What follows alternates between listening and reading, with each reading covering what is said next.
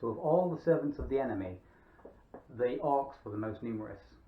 But where did they come from?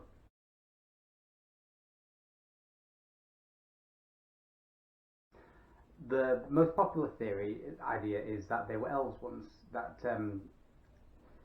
before the First Age, in the age of the trees, that Melkor, the Dark Lord, had found the elves after they awoke at Cuiviénen, and that he took the orcs, the elves, and he, over many years, he tortured and mutilated them so much that they became bent and humble to his will, that they were his thralls, really.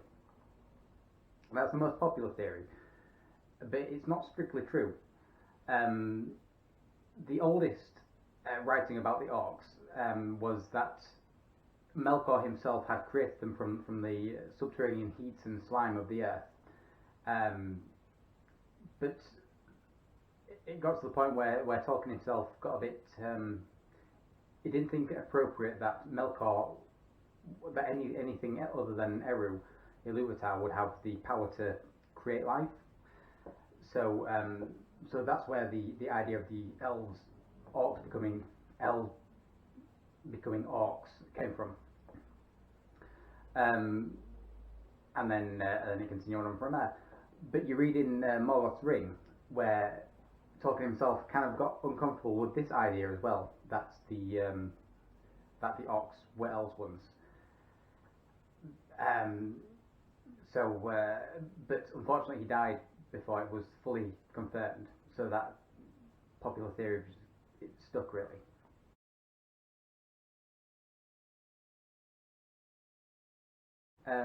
Other ideas that they might have been men, but this can't be right because orcs feature in the histories in the Battle Under the Stars, amongst other things, which happened before men actually awoke. So that can't be it, really. And furthermore, could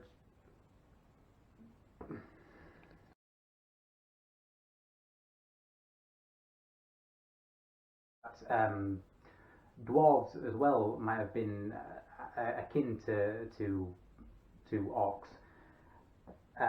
Well, not only because they have a very seemingly circumstantial same creation, but it's also, I think it's in the Book of Lost Tales, where dwarves and orcs are pretty much not indistinguishable, but dwarves would ally themselves with orcs as easily as they would with elves and men.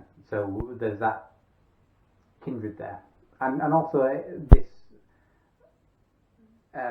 this idea is better than orcs were men once, because dwarves were technically created before elves and men.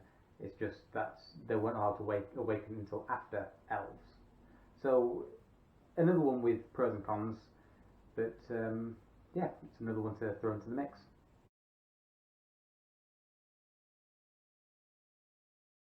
Orcs, such as Baldog and the Great Goblin, were actually Maiar spirits who may have been put into bodies of the orcs, or were given physical form themselves.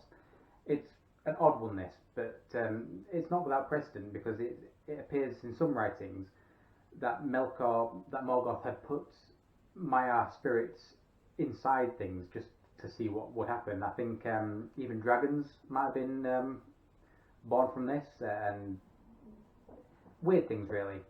It's an odd thing, but it's also another idea.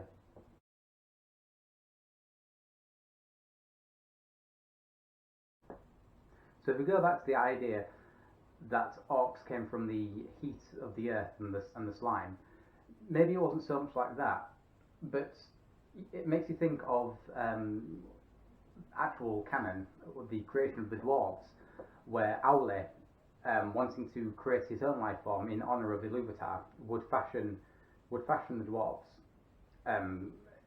They didn't have a clear image of what elves and men were going to look like, so to the best abilities they said, right, well, arms and a head and a body and legs, but they didn't really know so much what the children of Iluvatar were going to look like. So Aule, he just took stuff together, but this was also in the age of the supremacy of Melkor on Earth, so he made them really hardy, really stubborn, if you want, so that they wouldn't easily fall under anyone's sway. So perhaps being that Melkor is, I don't know if he was a better smith or craftsman than Aule, but he was an incredibly powerful Valar. I'll call him Valar. He wasn't strictly a Valar, but I'll call him a Valar. He was the most powerful of all the Valar. Where it took 13 of them to match him. Well, Tulkas. So continuing with the dwarves, he made the dwarves, did Aule, but when he made them, they didn't have free will. They were just stacked. They were like robots without power, without their own autonomy.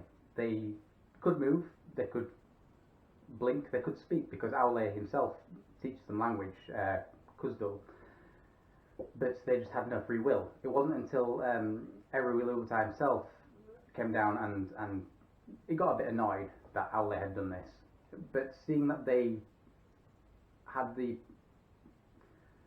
that they could be sentient, he adopted them and gave to them the flame imperishable, I guess, the Fae. He gave them the spirit, he gave them free will.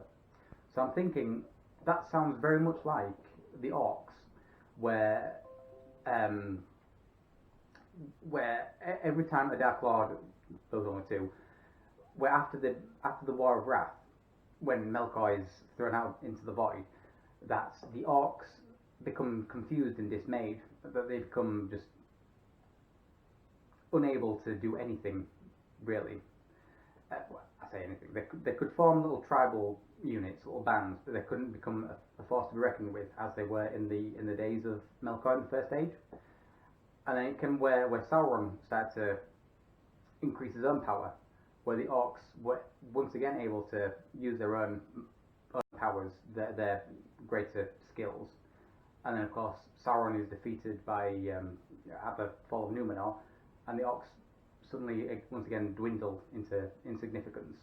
But then it's when Sauron re-emerges in the Third Age, and also the Witch King as well is able to use the Orcs against in the wars against Arnor, that the Orcs suddenly have a purpose and they're able to band together more cohesively and challenge in fact destroy Arnor.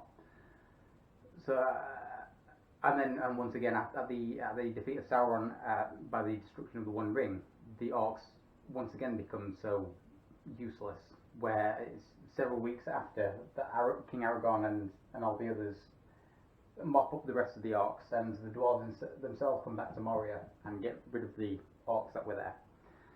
So it just seems to me that Orcs are just living a step above just animals of the field, but still they are without their own will. They require something greater than them to lead them. I wonder if they were led by like an elven king, would they become good? But that's a different topic. So maybe the idea that Orcs were created by Melkor, maybe they were his corruption of the music of the Ainur, were his basis of making the Orcs, in mockery of elves and men, as Aule had made dwarves in not mockery of elves and men, but in honour of elves and men. It's just that Melkor didn't have the access to the fire imperishable because it was an aspect of Eru himself. It was Eru himself. That Orcs never got more than just being robots, really. So that was my thinking. Maybe Melkor did create Orcs himself, just how Iluvatar didn't adopt them, so they couldn't become anything other than thralls, if you want. So yeah, but yeah, it makes me cringe, but it's an awesome film, set of films. Orcs were not elves. It's just a very popular theory. of course, if I've missed anything out, then feel free to message back. Really, it's cool for the old debate. But yeah, cool. When the elves had woken up at Chester. Thank you for watching. If you enjoyed the video, please give it a like. Please subscribe if you are new and interested. Share with others who may be interested, and please leave a comment below. Memari.